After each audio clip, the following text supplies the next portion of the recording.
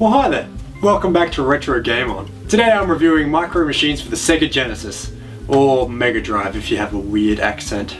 Developed and published by Codemasters in 1993, it was also released on many other systems. I don't feel like listing them all now, of course, but I'm sure awesome future editor me will happily pop them up on the screen. Now.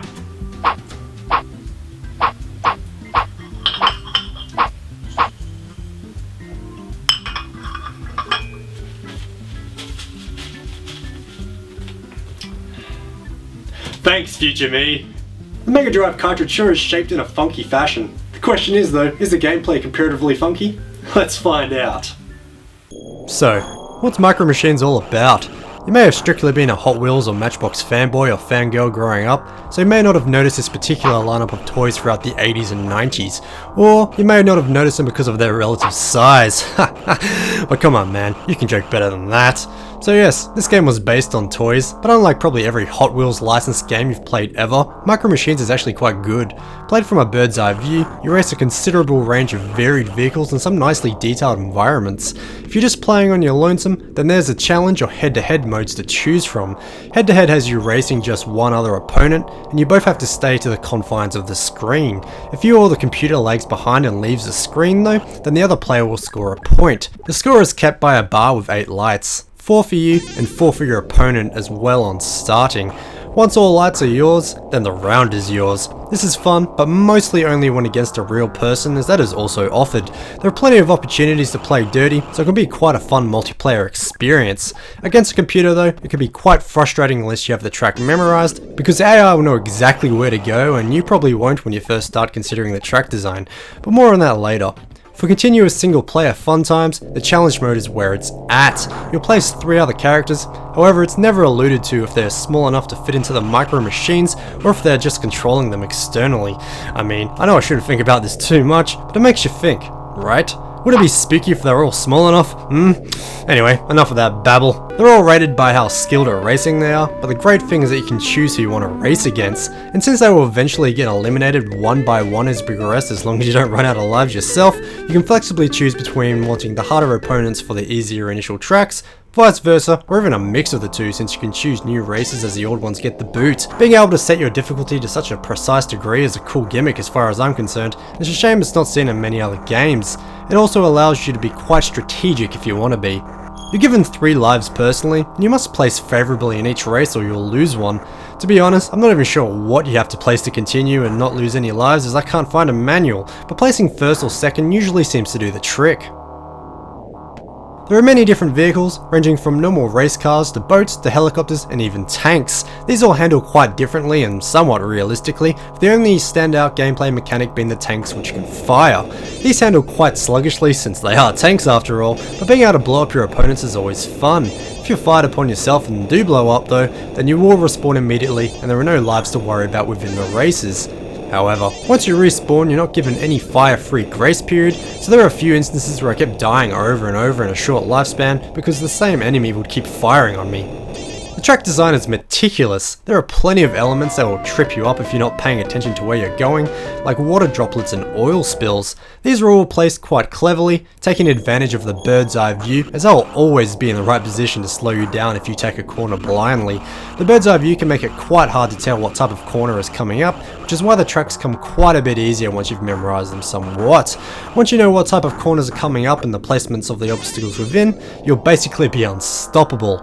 It's because of that I feel that the order of the tracks when you play the challenge mode should have been randomized. Every time you restart that mode, you'll play through the exact same tracks in the exact same order. If it was randomized, I feel it would throw the player's track memorization off, but keep the gameplay interesting at the same time.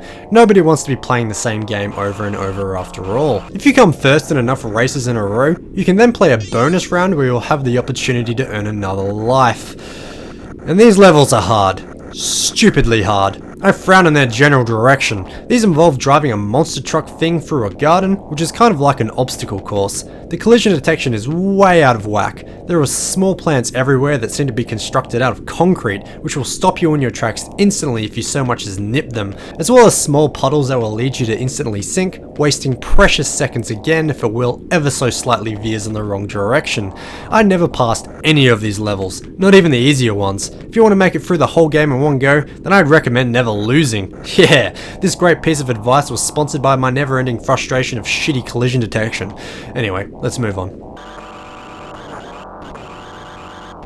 The environments are easily the standout point of Micro Machines. As demonstrated earlier, the Micro Machines toys were quite small, even compared to other toy cars. In this game, you race them exactly to size in the real world, so the tracks are based on top of things like breakfast tables, workbenches, bathtubs, and even pool tables. This makes the track obstacles quite unique. Ever been stopped dead in your tracks by an eraser? I think not. And while the graphics aren't exactly astounding, they do have a colourful playfulness to them that gives the game a fair amount of character. If you veer off the table, you'll be treated to a funny animation as your vehicle disappears into the distance with nothing but a puff of smoke to indicate that it landed somewhere. It's very much like Looney Tunes, and they will always score points with me. The characters are absolutely brimming with, well, character. I couldn't figure out a better way of saying that. They'll react very comically with how well they're doing in each race, and the micro tantrums they'll pull sit right with me. Ah, no Chan. The music is fairly scarce throughout the game, being limited to the menus only, and while this music isn't particularly bad by any means, there just isn't enough of it. As you race, you'll hear nothing but the bars of the engines, and the effects played when you bump into objects. There's also a bad attempt at a voice at the end of each race too. At least, I think it's a voice anyway. It just sounds like a garbled bunch of noise really.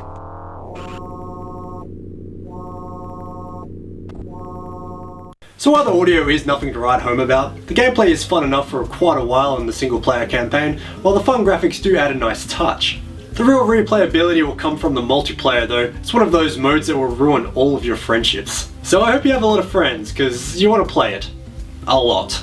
Up to this particular release there were 3 sequels and 2 spin-offs, with the latest being Micro Machines V4, released on the PS2, the PSP, and the Nintendo DS in 2006. There was also a remake of the original released on the consoles at the time, which were released in 2002 and 2003.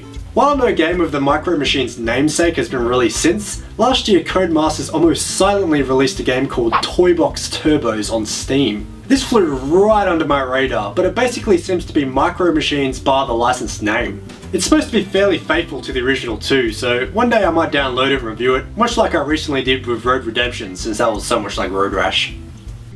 Hello retro gaming people, and thank you so much for watching. I want to take this time to quickly thank all my viewers for their repeated patronage to this channel, as it's just reached 600 subscribers.